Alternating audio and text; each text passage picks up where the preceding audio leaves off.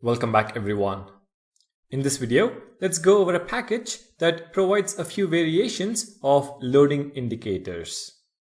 In a React application, when there is something happening in the background, you want to inform that to the user with a loading indicator. If you're good with SVGs, you can probably create one on your own. If not, you can make use of an existing library.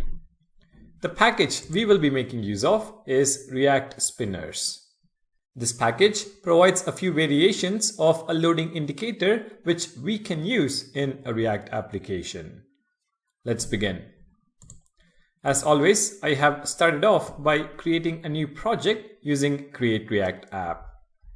Now open the terminal and run the command yarn add react-spinners.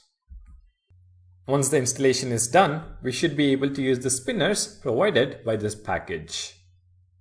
I'm going to head over to app.js and clear out the header section. I'm also going to edit the app class CSS to be display flex, flex direction column, and align items center. Alright, now we can add our loading indicators. There are about 20 plus variations, but let's take a look at 3 of them to just get an idea of how it works. So at the top, import from React Spinners, and we will be importing bounce loader, bar loader, and beat loader. Next, in the JSX, we can add each of these components: bounce loader, bar loader, and beat loader. Each of the components render in the browser only if the prop called loading is set to true. For now, let's set it on all the spinners. So loading is equal to true. Now since it is a Boolean prop, you can ignore is equal to true. Loading and loading. Let's save this file. Open the terminal and run the command yarn start. In the browser, you can see that we have the 3 different types of loading indicators.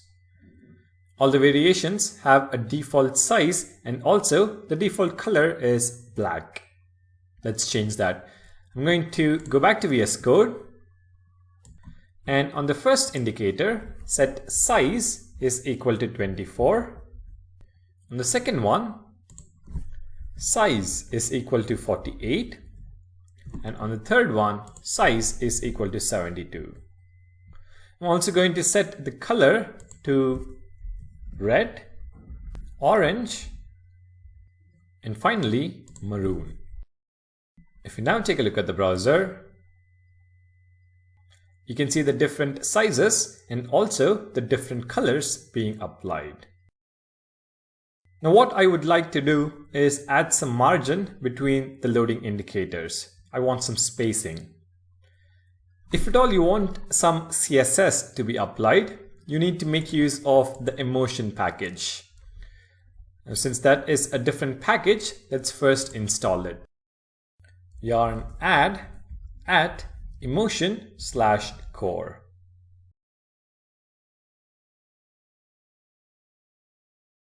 Now back in app.js, first import CSS from at emotion/core, and then I'm going to create a constant with some CSS.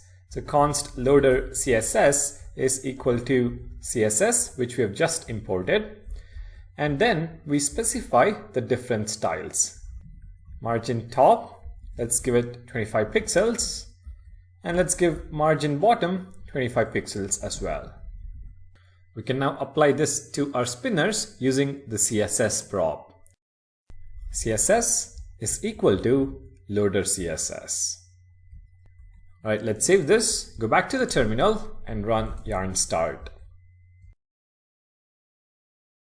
If you take a look at the browser, things look much better. We have spacing between the different spinners. Now the spinner component has a few more props, but I will leave that for you to explore. Also, at the moment, we are setting loading to true all the time. However, in a real application, you want to assign a state variable and then set that state variable based on your requirement to either true or false.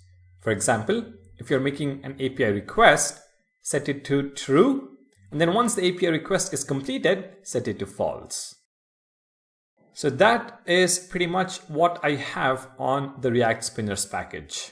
Thank you guys for watching. Don't forget to subscribe. I'll see you guys in the next video.